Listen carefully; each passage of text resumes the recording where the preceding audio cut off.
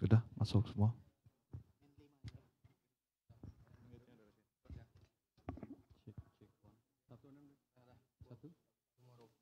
Check one.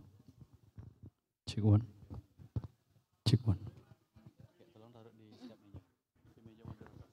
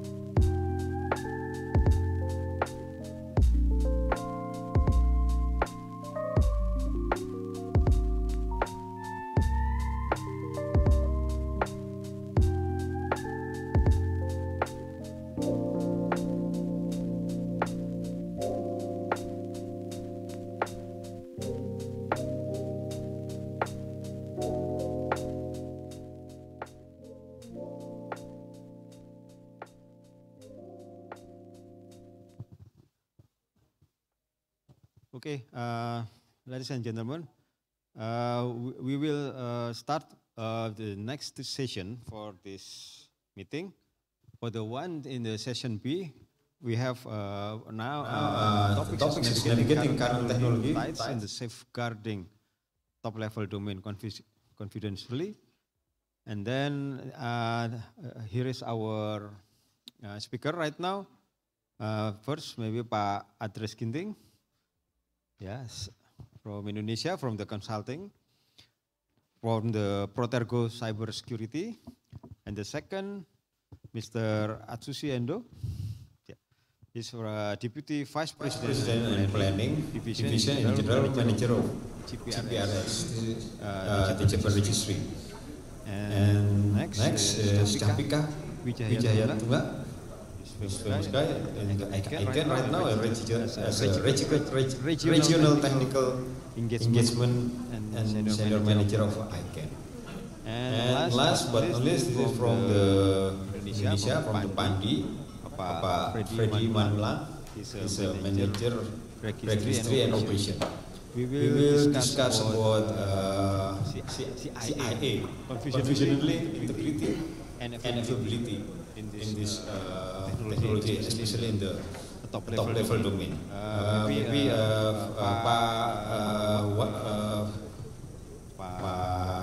Adres Ginting will explain about what's the situation in Indonesia.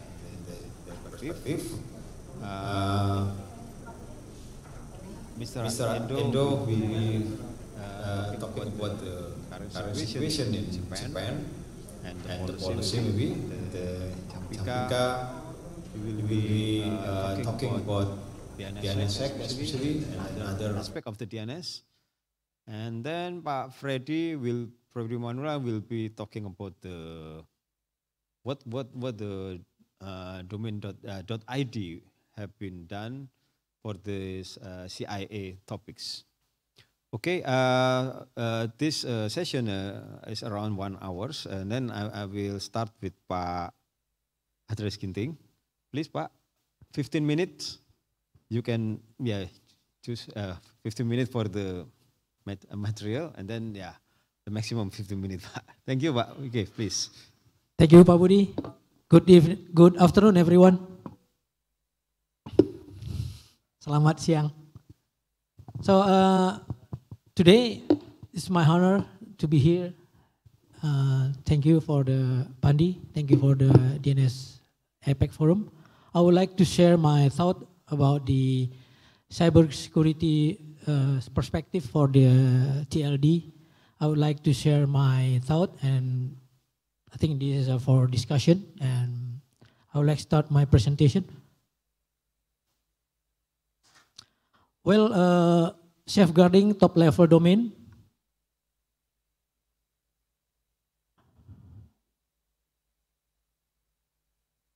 Well, from cybersecurity, I would like to talk about the cybersecurity framework. It is ISO 27001. Information security, CIA, key elements there's 3. The first is confidentiality. Information is made available only to authorized user. The second is integrity, where information is accurate and complete. The third is availability, where authorized user have access to information when needed. So I would like to combine it with the NIST cybersecurity framework, which is we always be doing with that, which is a complementary framework. ISO 27001 is a standard, and NIST CSF is a framework, both based on risk management process, which is the first identify, second is implement, and the third is we monitor what we implement. Well, domain is asset. This is from the perspective of cybersecurity. Domain is asset. In cybersecurity, a domain asset refers to a registered internet address, a valuable resource for organization as the online identity and an access point for customers, partners, or internal resources. We are familiar with the www.something.id or .com or .net, whatever. Domain asset play a vital role in cybersecurity. That's why this is very important. So we know that compromised domain can damage the reputation and lead to phishing attacks or malware distribution. Domain often act as a gateway to web applications, email services, or other online services, resources. Attacker may try to register domain that mimic the legitimate domain to steal user credential or sensitive information. This is all we know about the domain. Well, I would like to reminding us about the DNS resolving from the core that in year 1983, it started from RSC 2 and 883, authored by Paul McApatrice. It has already been 41 years ago that defined the DNS. Well, we back to DNS basic task is to convert name to the IP number or IP address. So in here, the CTLD server and name server play vital role on DNS resolving. There is a root server, and there is a CTLD server, and there is a name server, which on the name server will be an authoritative answer to all the query to the TLD domain request. Well, so DNS 41 years ago actually not designed for the today's issue. So there is a DNS vulnerability. DNS zone file synchronization, if you look to the picture, I take it from the ICANN document actually. Zone file synchronization between a master and slave name server doesn't have a built-in mechanism for encryption nor the authorization. This is RFC 1035. And then unauthorized updates directly reach the zone file records. Is it address, a name, canonical name, mail exchanger, or text file. So this is a vulnerability that we know from technical point of view that should be addressed. What should be, we do it with this. So I would like to, seems a little bit technical, but just would like to remind of us that corrupting data can affect the zone file. And then the unauthorized update can update the wrong dynamic updates. And then the slave can get from impersonating master. This is the known vulnerability. And then I don't speak on the user side because we are focused on the TLD side. Well, what is how to defend this unauthorized update? First is web-based control panel. Control panel as provided by registrar now could be provided with the TLS, transport layer security, or with the HTTPS, can encrypt communication between client and server and also protecting update data. This is the first. The second is utilize the MFA, multi-factor authentication. Is a powerful security measure that adds an extra layer of protection on top of user password. I think we also know about this. And the third is securing API communication for the API communication with the registrar for the domain. And even further, we can use the KMS, key management system, because we know that on the key pair, there is a key that has to be protected. If the server compromised, then they can access to the key. So that's why I'd like to share that use KMS, key management system, and HSM, hardware security multi-module. It is common in the financial institution that use the hardware security module even further secure the defense for encryption key. Well, how about the impersonating master? So the defense can be used the secure communication channel, secure shell, to protect the joint transfer master to slave to encrypt data in transit. The second is implementing network segmentation, which can limit access to the communication channel. And the third is limiting which master or slave server. This is about technical, but I think this is the idea on the perspective of cybersecurity.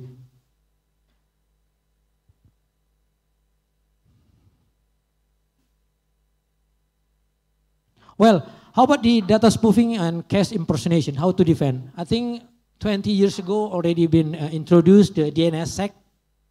DNSSEC is not encrypt the data, but actually to digitally sign the response so that forgeries can be detectable. So we know that the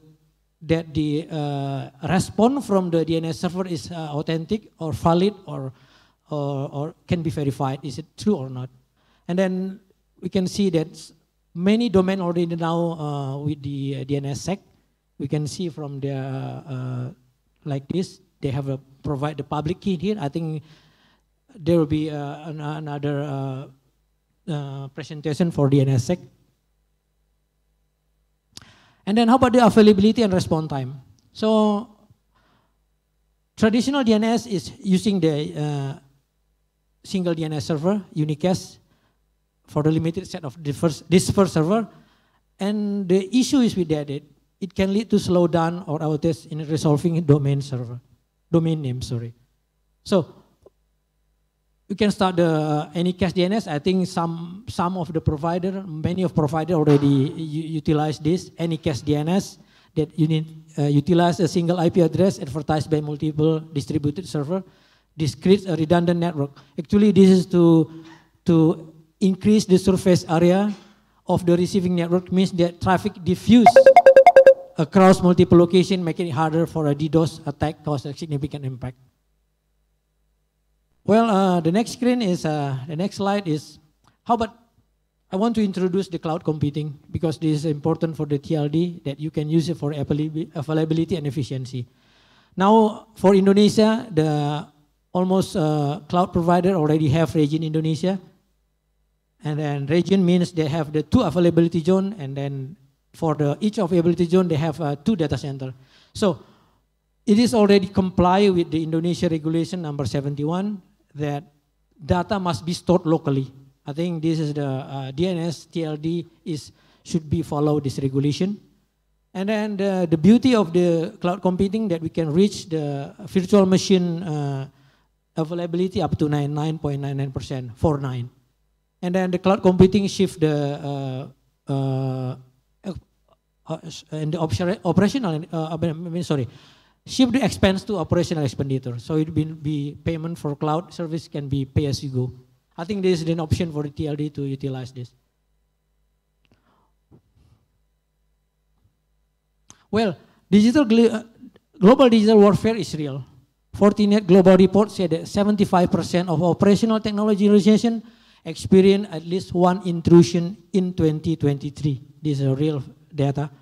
Akami report also that how web scrapers impact e-commerce finds that bots composed of bot is robots, 42% overall web traffic, and 65% of these bots are malicious. This is a number, a huge number. And then we saw that in 2022, Optus data leakage. In 2023 is Uber data leakage. And just a month ago is a government data center of Indonesia was attacked. And a few days ago, AT&T announced that data breach. So this all happened. This in warfare is real.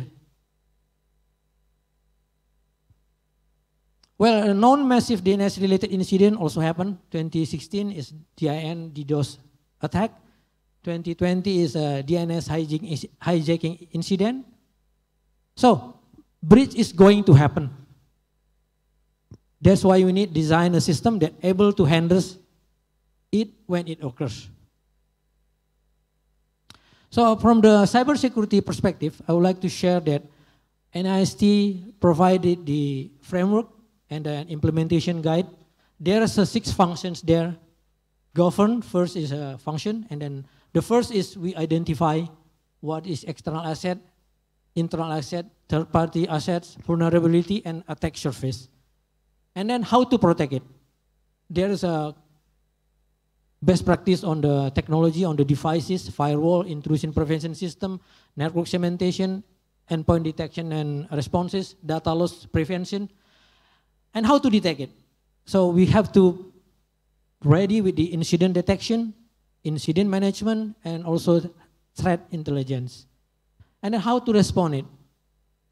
We should provide with the security orchestration and automation. I put this as a very important because nowadays the incidents so many, so we have to have automation. Then the AI also will be there, and then also incident response plan and team, and also digital forensic to find out what is the root case, to make sure that the root case is this blah blah blah is true, and then the recover. There's another more important. most important that we have to have a disaster recovery. We have to have a backup and recovery with security sanitization.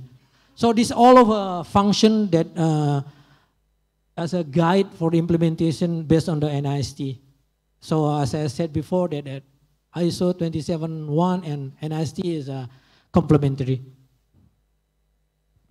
Well, component of the attack surface, there's three. First, the digital attack include applications, code, ports, servers, and websites, and also unauthorized system access point. The second is physical attack. All endpoint devices that an attacker can gain physical access. Desktop, computers, hard drives, laptops, mobile phone, and USB drives. This all of the physical attacks. And the third is, what happened now is social engineering attack.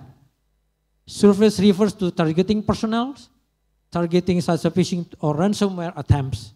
So there is a attack surface, three attack surfaces that we identify. And then there's a triage of protection. This is very important. The interconnective information within this aspect will determine the state of cybersecurity in organization. First is people. So typical threat is social engineering, insider leakage, and human error. In fact, the human error is almost 90%. This is based on the statistics. The solutions for this is a phishing campaign, security awareness training. And the second is process. Typical threat is malware and ransomware, network infrastructure attack, software and service vulnerabilities. What is the solution? We have to have a tabletop exercise, a routine tabletop exercise, secure network assessment, forensic readiness, pre-audit assessment, cybersecurity maturity assessment, and the third is technology. What is the typical threat? Is a malware and ransomware network infrastructure attack, software and service vulnerabilities. The solutions, we apply the SOC, Security Operation Center. We utilize CM and SOAR. CM is Security Information and Event Management. SOAR is Security Orchestration and Automated Response. And we do also the penetration testing.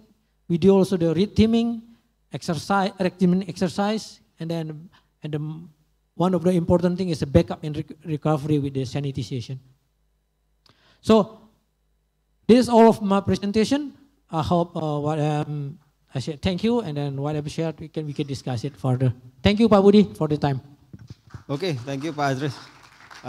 You are on the right time, 15 minutes. I think it's a good one, good for the, this is, there is some framework from the NIST, and then I think we can maybe adapt,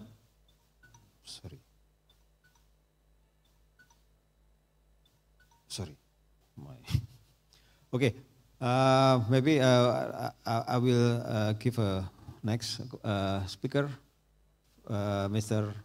Atsushi Endo. You can use the same. Please, it's yours. Good afternoon, everyone.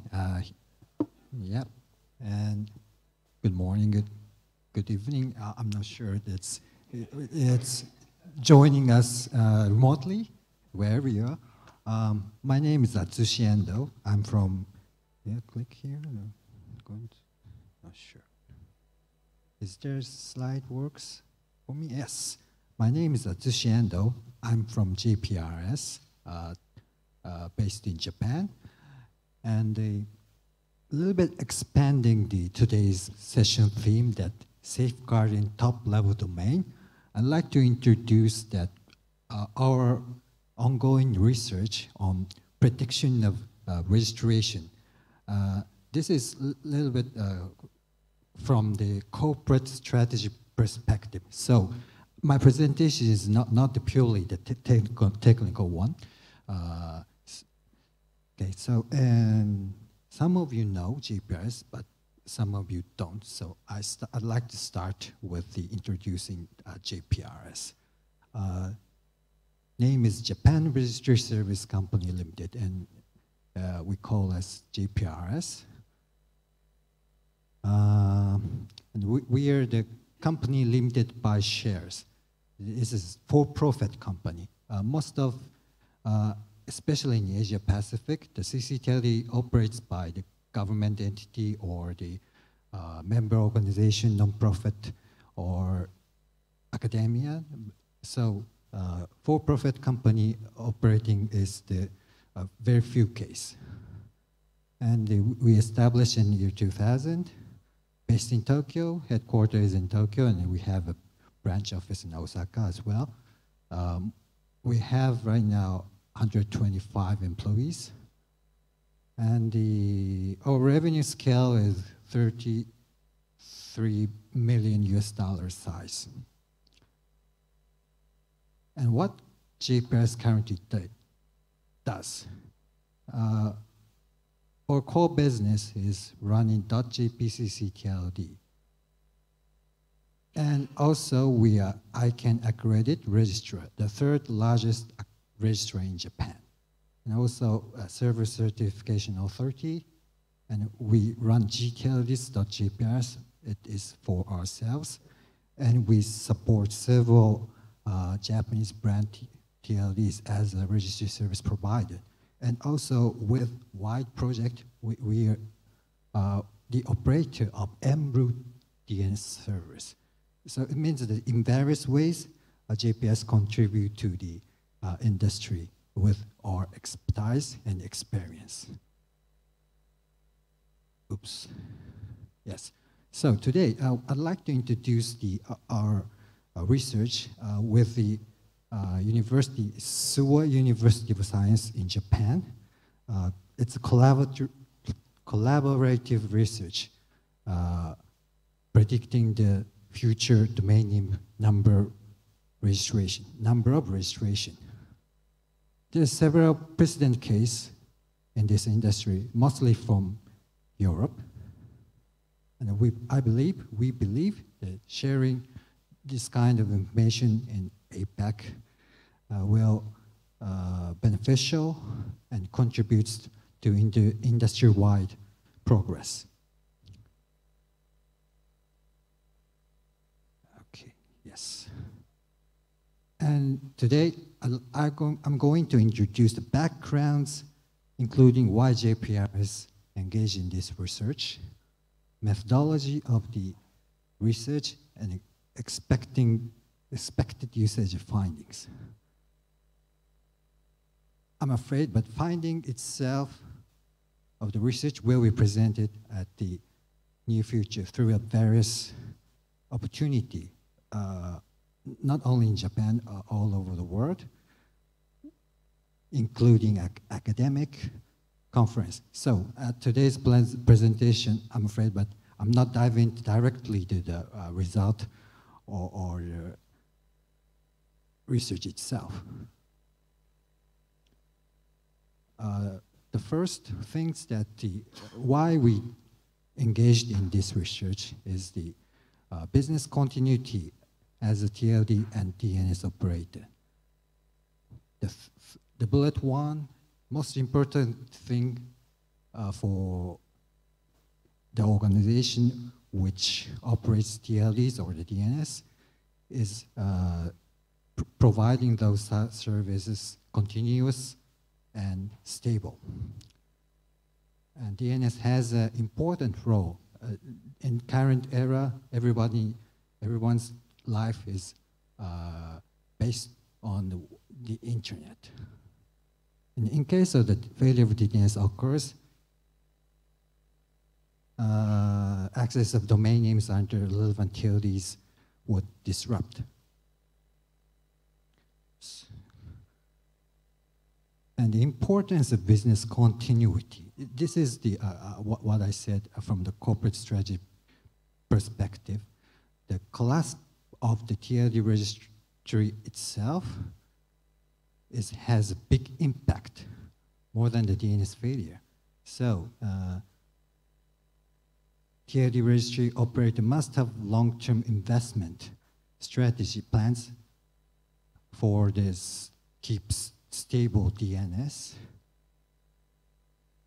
with a strategic management objective in line with the growth of internet itself and the society as a whole. There's a revenue model of CCTLD manages. At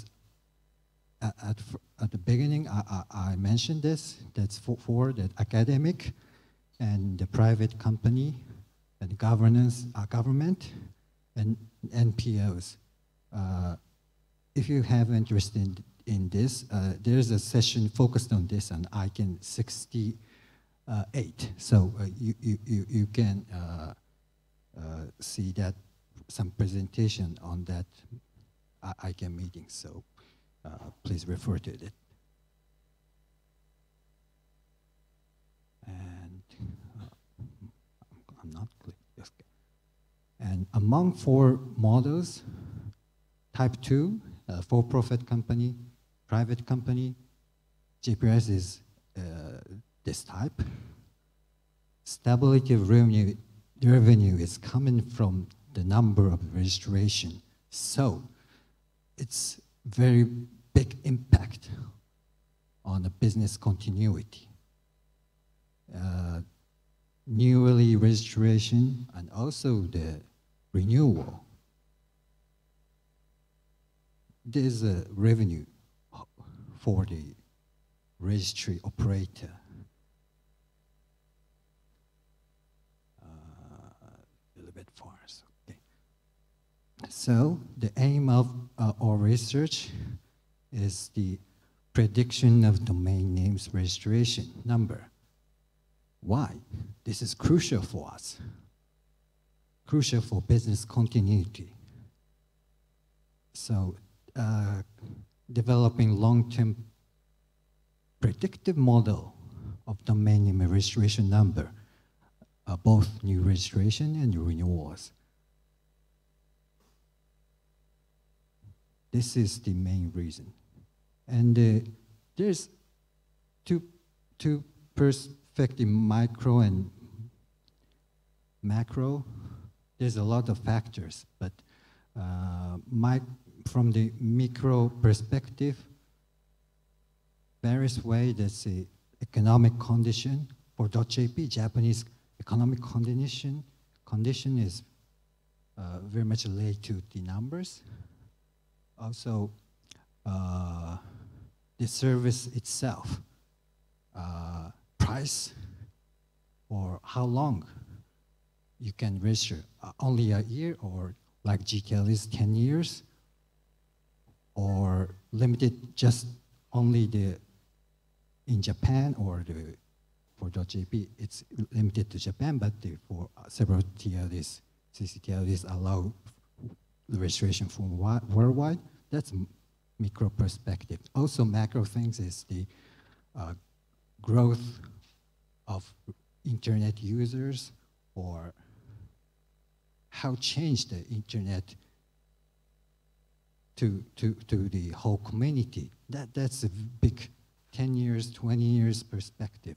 That's a micro perspective. Oops.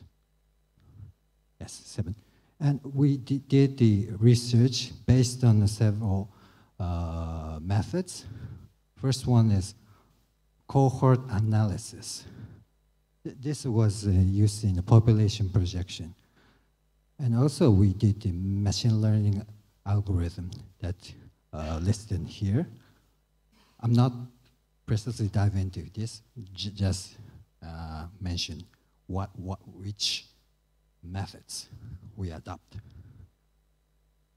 And yes, 8. Expect the usage.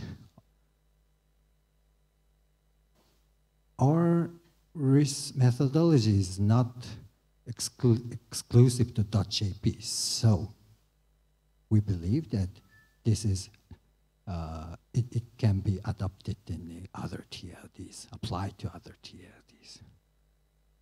And this will contribute to the stable operation of DNS and also strategic decision of the TLD management of TLD registry operators.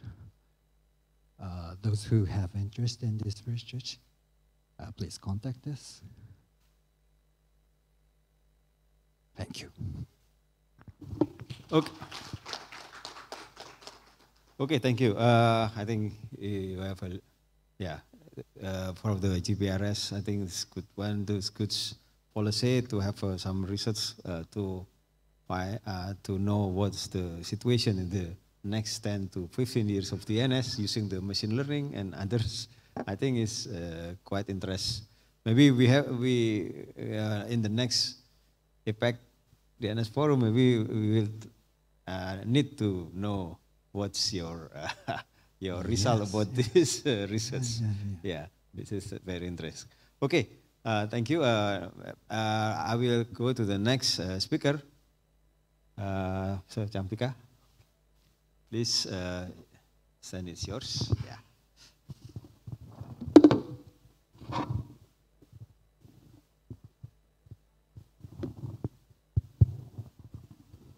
Okay, selamat siang. Good afternoon. Okay, and my presentation is going to be on, I'm going to focus on the CIA of DNS, especially focusing the DNS security extensions or DNSSEC, and also going into some of the other protocols as well, the related ones.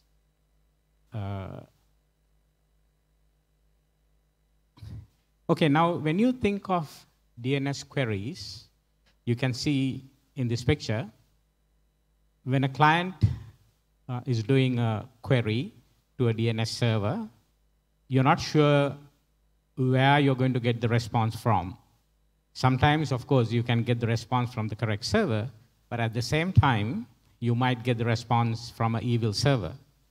So here you can see that the red color, the evil server could be responding with a wrong or a fake response, right? So this is one of the very common problems we see in DNS, because you could be talking to your resolvers, or you could be talking to your authoritative servers, and you might be getting some wrong responses, right? So this is one of the big issue in DNS.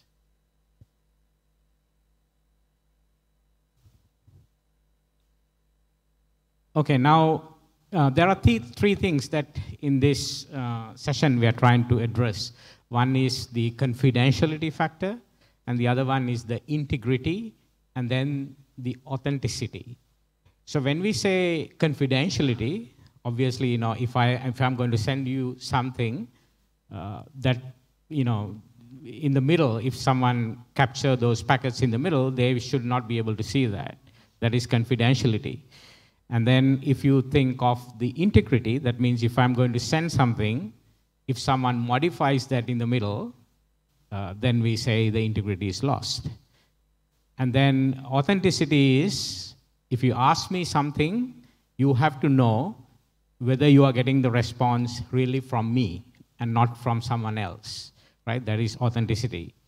So the question is now, you know, which security mechanisms that we can have to address all those different objectives. Now, DNSSEC is a very important security mechanism, DNS security extensions. The thing is that DNSSEC cannot address all those CIA objectives. Basically, you know, we cannot address confidentiality factor with DNSSEC. So don't get confused here, because a lot of people then, you know, they think that DNSSEC can handle even the confidentiality factor. So in DNSSEC, we are not doing encryption. So when it comes to DNSSEC, it is, our objective is to handle the integrity and then the authenticity. So that means the data origin, whether you are getting the data from the right place, that is authenticity. And then the integrity is that when you get the data is not modified in the middle. That is integrity, right? So those two things can be addressed using DNSSEC. But the confidentiality factor, that is not being taken care of by DNSSEC. So you have to have other security mechanisms or things like encryption to handle the confidentiality factor. Now, speaking of encryption, there are some protocols in DNS that you can do this. You can see that one is called the DNS over HTTPS, which is what we call DOH. These are all RFCs. And then also we have another protocol, which is DNS over TLS. This is what we call DOT. Right? So if you want encryption, you will have to deploy DOT or DOH here. Okay? Now, so this, if you see this graphic, you can see that we have a stub resolver, basically a client. So in the client system, you have, in your operating system, you're having a stub resolver running, right? So that stub resolver would interact with your applications. And then if you want to, say, access a website, right, then basically the browser would be your application. And then the browser would need the IP address of the web server so that the web page can be downloaded, right?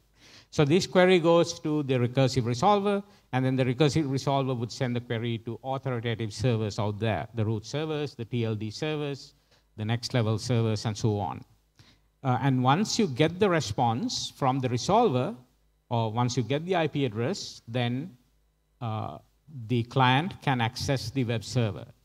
But the question is now, we see that when we try to access a domain, we have the certificates. We have the TLS or SSL certificates, basically, right? And we have the TLS encryption over there.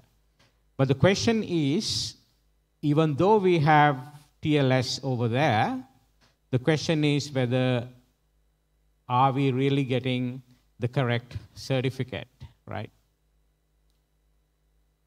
So whether it is encrypted with the correct certificate, this is a question. Mainly because the certificates can be issued by several parties, what we call certificate authorities, okay? And also there are so many certificate authorities. That is the other problem, because there are over 1,000 of certificate authorities. If you see your browser, you can also see there are quite a lot of certificate authorities. And you're not sure whether, which one is correct, or whether they are doing the right thing, and whom to trust, and whether there is any breach certificate authority. So all those issues would come in.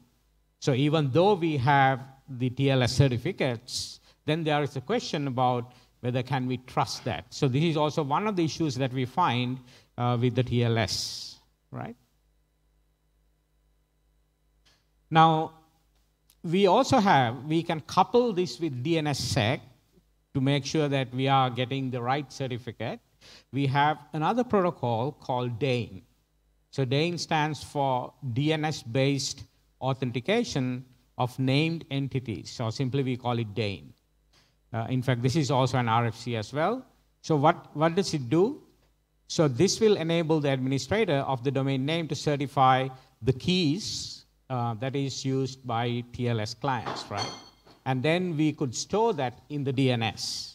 So what you basically do is your TLS certificates can be put into the DNS zone, and then you can sign it, because that's what we do in DNSSEC, right? So you publish your data in the zone file, and then you sign it with your keys, and you publish your signatures, right? So the same way, you can put your TLS certificates.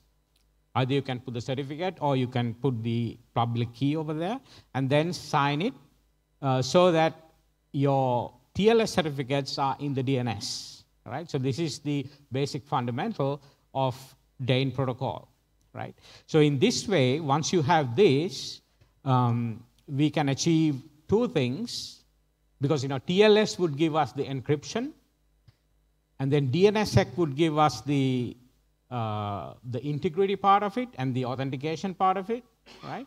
And then if you couple that, if you couple TLS with the DNSSEC, then you can get much better security, which is encryption plus the strong integrity protection. Okay, so this is the objective of DANE. So having, if you deploy DANE, then you can achieve these encryption and the integrity factors as well. Now, one of the other, when we go further into encryption, I told you that there are some encryption protocols as well related to DNS. Now, this is the traditional way of DNS query, right?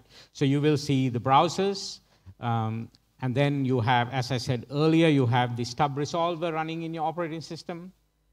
And then there could be in the middle, there could be some caching forwarders and so on. And then the query would go into a recursive resolver, and then a recursive resolver would go and talk to the authoritative servers. And as you can see in the diagram, you see those green arrows. That means it's all going in clear text. So when you send the DNS queries, it's all going in clear text. So if someone captures that, they can see what's in the packet, basically, what domain that you're querying for. This kind of information can be obtained, basically, right? Now, this is the traditional DNS.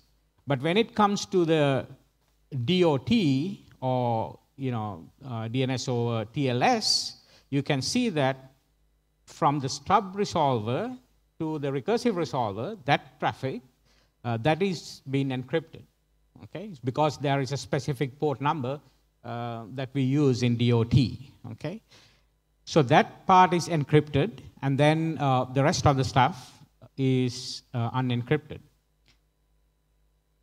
But when it comes to DOH, or DNS over HTTPS, you can see all the way from the application itself to the recursive resolver, all the way the data is encrypted, right? So you can't see anything. Even if someone captures those packets, then they won't be able to see the information. So this is the difference between the traditional DNS, the DOT, and also the DOH. Right? So here we are focusing on the encryption side. Now, so we spoke about those important three factors: the confidentiality factor, the integrity factor, then the authentication factor. So DNSSEC would provide us the integrity and authenticity, and then the encryption. You need to have encryption to get the confidentiality part, or the privacy, basically DNS privacy. Right? Now, one of the other things, finally, I just want to actually highlight here, we also have a framework. This is one of the initiatives from ICANN. It is what we call kindness, right? So kindness, this is to promote the DNS security best practices. So kindness has a meaning. So this is the acronym. It's a quite long acronym that we have for kindness. But simply we call it as kindness. So the objective, as I said, it is to apply the DNS security best practices. So what we do in kindness is you can deploy. There are different categories. So if you are operating some authoritative servers, or if you're operating some recursive servers or resolvers, you can still join kindness as an operator. Right?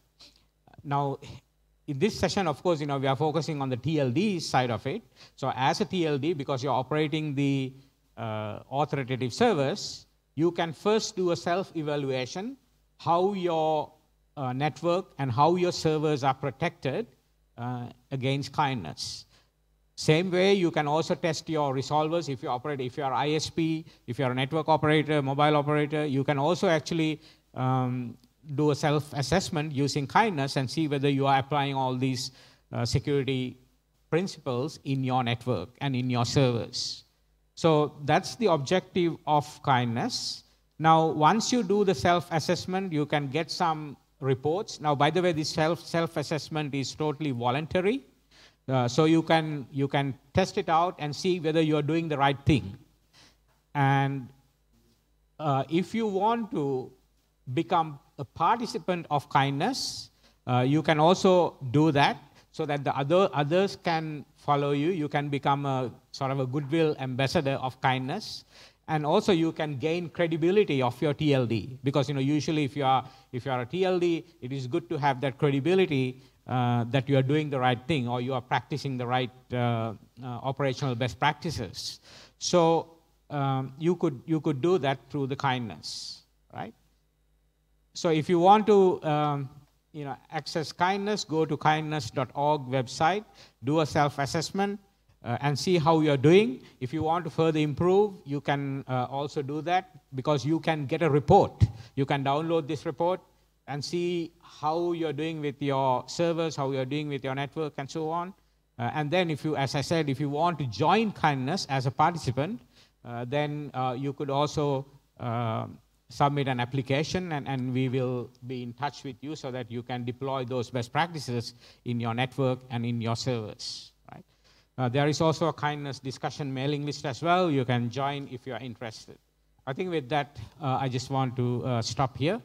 And thank you very much. Okay, thank you, Champika. It's very interesting. It's very interesting. Sorry. Okay, you are 15 minutes. Yeah, very interesting. Your concept for the DIN. Yeah, DNS-based authentication of name entities, because I think this make DNS is more secure. But maybe later I will ask about the budget of the the computing, something in the server things, because we have to encrypt something. Okay, next we will go to the next speaker. This is Mr. Freddy. Freddy is from the Pandi, and then he will show about what's Pandi have been doing in this CIA. Okay, please, Pak. Good afternoon, everybody. Selamat siang. For intermezzo, I counting there are 6 Pandi boards in this room, make me nervous, Pak. Just kidding, Pak. Okay, my slide focus about implementation CA. I'm sorry, I cannot see my slide. There is no operator, please. And the display is not, ininya nggak keluar, Mbak. Lihat hanya counting yang di.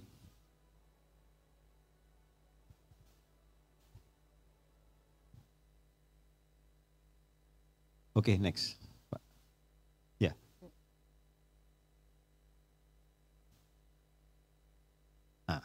Okay. Okay. My presentation focus about implementation CAA in Pandi infrastructure. Yes, this is correct. Double A. Because I'm not talking about availability, but also authenticity.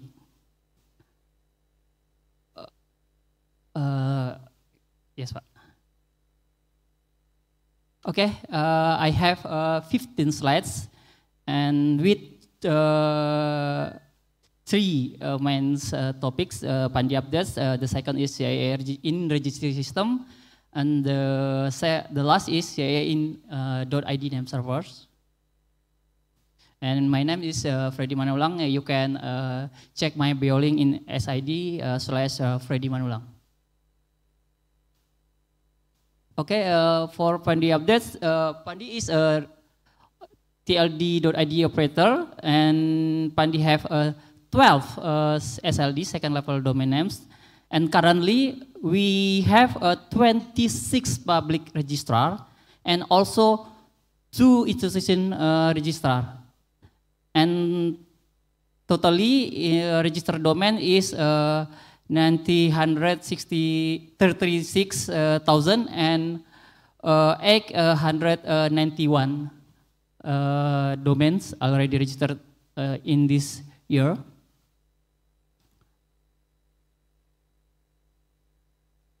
Okay, in operational, Pandi have a standard service level guarantee. The first is SLA registry system is minimum 99.5%, and SLA for DNS service is 99.9%. And the last is 0 incident for high risk. It means there are no incident that impact operational Pandi stop or make loss income. This is the mean of 0 incident high risk. And Pandi already ISO certification 27001 and the last is already certified ISO 99001. And since 2020, we already stop use registry system from third party. We use central NIC, and we start develop our registry system. We call system registry mandiri with standard RFC 5730 until 5734. So our registry system already comply with those RFC. And Champika, sorry, can you? Okay, Champika mentioned about kindness, and for information, Pandi already do self-assessment, and with final score is 25% pass with kindness framework.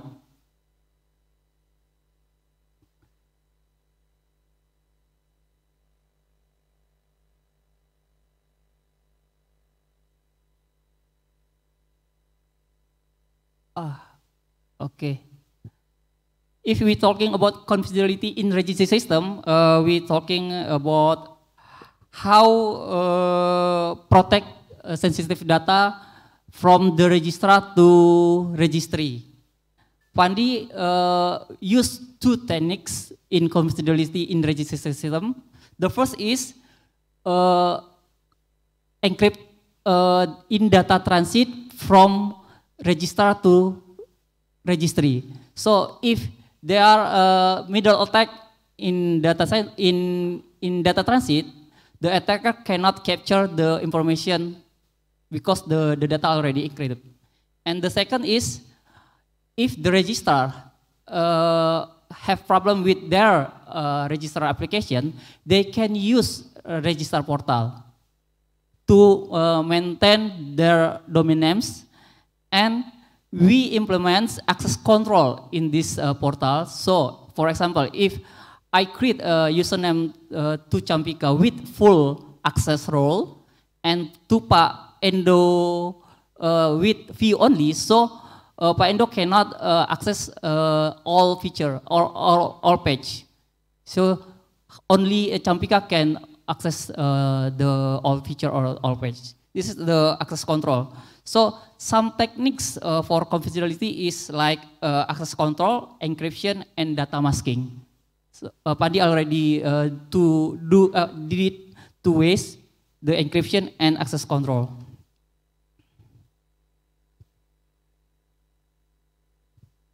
Okay, about integrity, we're talking about how to ensure the information not tampered or modified when in data transit.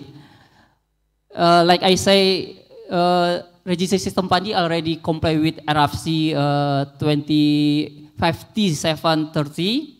In that RFC describe about transaction identifiers. This means every query or question from registrar, Pandi will ensure give correct answer to the question. For information, at 1 a.m. clock until 2 a.m. clock, Pandi will do lifecycle domain name. For example, release domain name, renew domain name. Pandi will trigger the cron job or auto schedule. And after I check last night, there are 200,000 hits for 1 hour. So to make sure the answer will receive to correct question registrar, Pandi implement CLTRD is standing for control transaction identifier.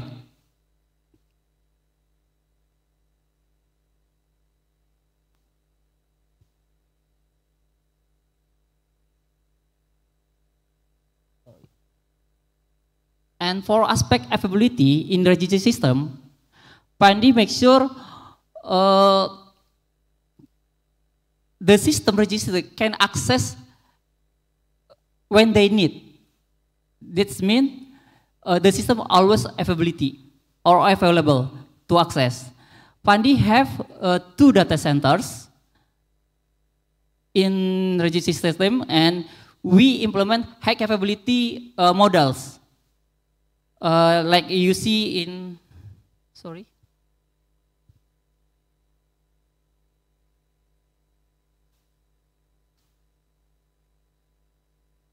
Okay, in this picture, we have load balancer and 4 APP nodes. And also, we have 2 backend nodes, and the database, we design cluster from main data center to DRC. So, if something wrong with main data center, we can move our registry system without copy or restore the database. We already do BCP plan or BCP continuous plan, and we takes only 10 minutes to move from main data center to DRC. Only 10 minutes.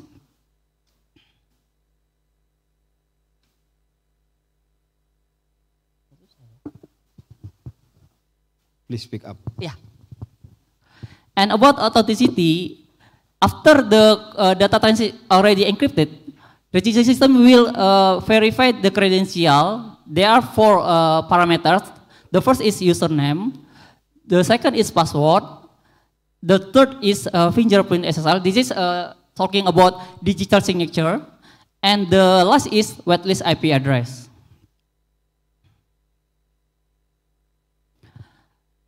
We not only implement CIA in registry system, but also in backup system. Pandi have a master-to-master database and also have /DB for read-only. So if the registrar tries to whois or check the domain names, the registry system not access database master-to-master, but the /DB. And also, Pandi have call backup and one backup. If sysadmin want to do a call backup process, sysadmin will put or input the PIN in the deposit safety box, and manager will open with a key.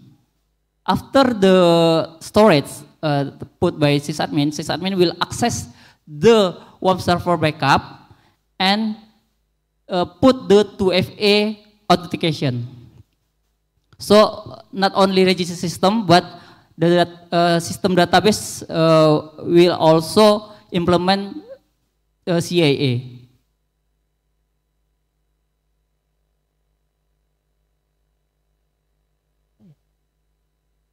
Okay, if talking about confidentiality in DNSSEC, we not talk about encryption but authenticity. So confidentiality in DNS server can reach by DOT or DOH.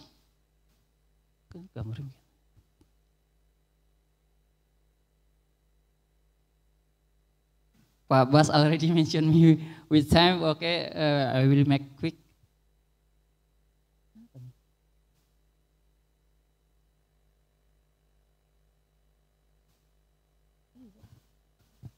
Sering wow, nggak bisa balik. Bentar, Pak.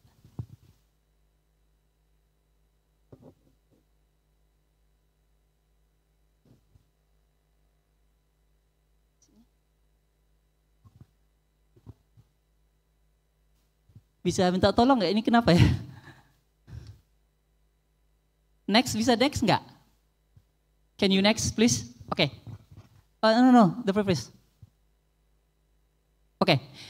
Integrity from registry system to master DNS, we transfer down with TSIG.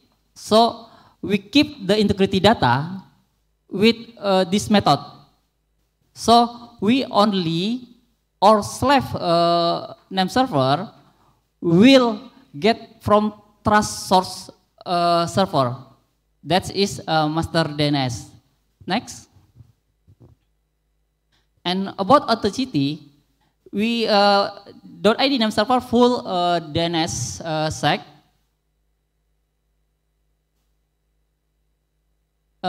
This ensure the data received from legitimate source, and also DNSSEC implement about authentication of signature.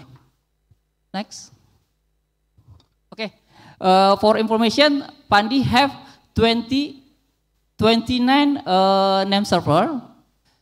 There are 17 nodes in Indonesia and 12 in America. For name server, Pandi running with DNS software by 9, Node, NSD, and Core DNS. And for BGP software, Pandi use BERT, Quagga, and FRR. Next. Maybe this is my slide, my last slide.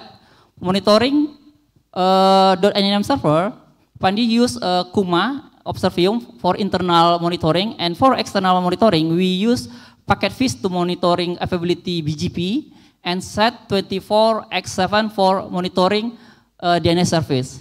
And also Pandi use Grafana and Prometheus to monitoring resource and capacity, and we make a custom script or tools to monitoring SOA. This is my slide, my last slide, Pak. Thank you. Okay, thank you, Pak Freddy. Okay, because this is a very nice session, I think I have maybe one or two from the audience. Maybe you will ask some question or some suggestion to the panelists. I open one or two session for the question. Is there any question from the audience? Is this? I think it's the, okay, Pak Yudi. Okay, please.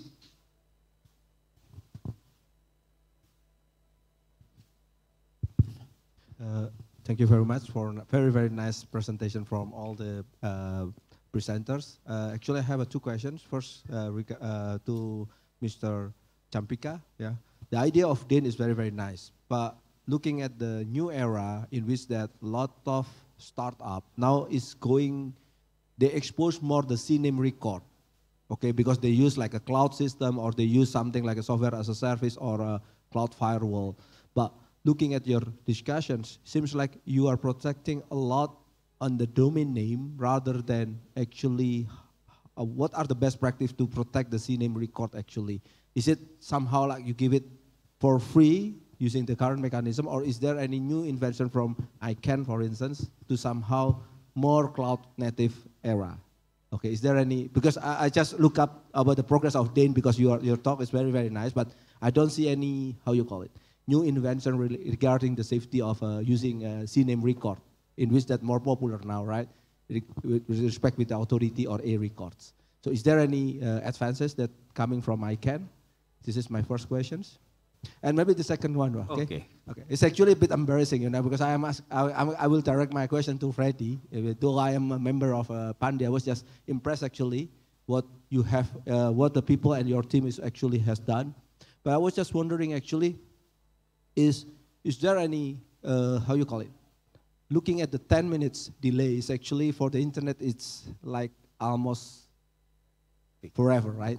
Yeah. So what do you think that happens? Is there what is the biggest challenge in which that you cannot reduce the mean time between failure or mean time to recover is in 10 how you call it, in 10 minutes?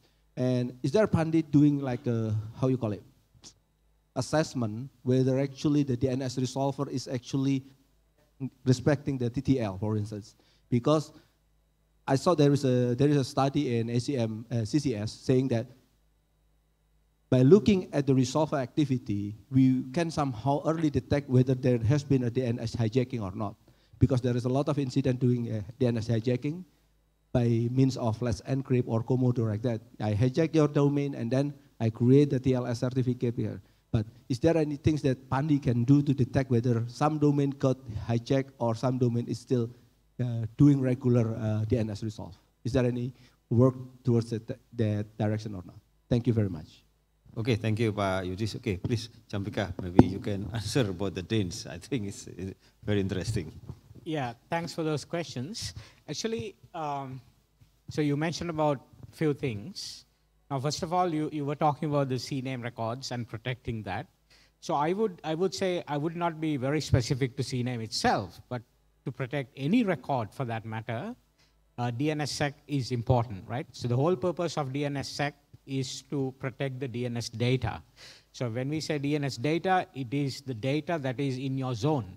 It could be CNAME records, it could be any other record. So the whole idea is that you have to sign your records and then protect it.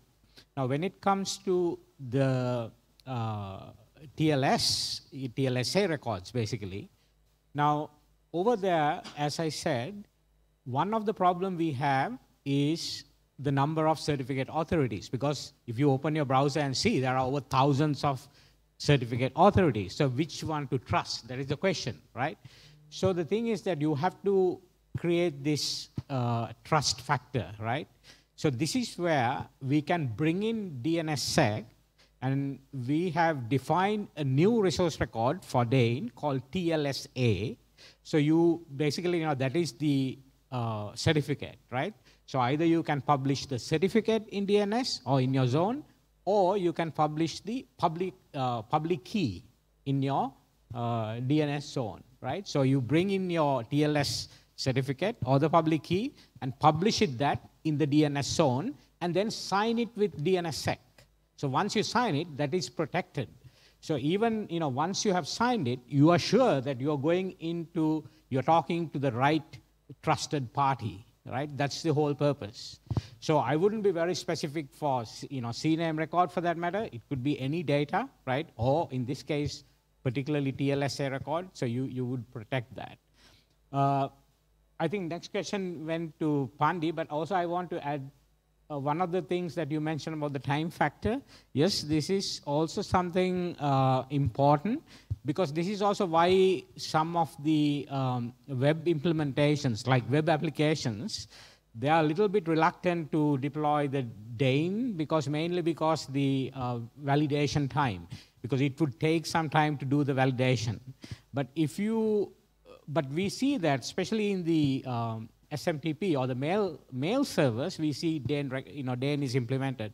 So because before you send a mail to a mail server, you would check whether that particular mail server is accepting TLSA record, whether that is published in the DNS. So if the TLSA record is there in the DNS, we know that we are talking to the right mail server, right? So this is why you will see more deployments in mail in comparison to the web. So this is on the time factor, mainly because the validation would take a bit of time, right? But I think Pandi can answer the other part. Okay, Pak Yudis. I think you have some question.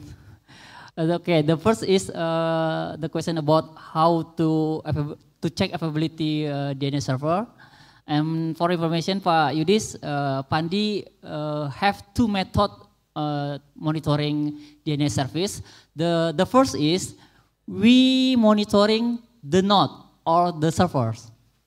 And the second is we monitoring the query DNS.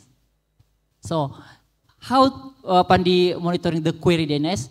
We use public DNS resolver like 1.11.1, egg.1.egg.egg.egg Google. So every week, Pandi always report the SLA for both monitoring. The first is SLA for infrastructure name server, and the second is query DNS. And until now, the SLA for query DNS TLD is 100. This is the answer for your question. The second question, how to prevent hijack in domain names.id. Requirement for registrar Pandi, the registrar must implement DNSSEC in their domain names. And also, registrar must use or have a feature to import DS record in their application. And Pandi also do some socialization to register or registrant, awareness to use DNSSEC. So this is some way that Pandi do to prevent the hijack domain names. Okay, thank you, Pak Freddy. Sorry, because we have a limited time because we have to end of the session. Okay, but maybe if you have another question, please directly contact the speaker, and then we have to close this session because in the 15 we have to actually right now is a break session, and then this next will be start in the 15. So now we have a limited time. So sorry for this one. Maybe there is another. If you have another question to the speaker, please contact directly. Okay, I will end the session. Thank you for the participant. Thank you for the speaker for the nice work. And we hope that in the next APAC DNS we have some good update like this session. Thank you for the speaker. Thank you for all. Thank you. Thank you for our esteemed moderators, speakers, for your valuable insights. Sorry?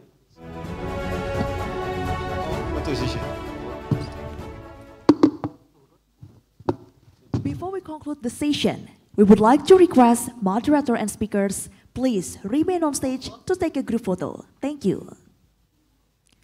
Before we conclude the session, request moderator and speakers,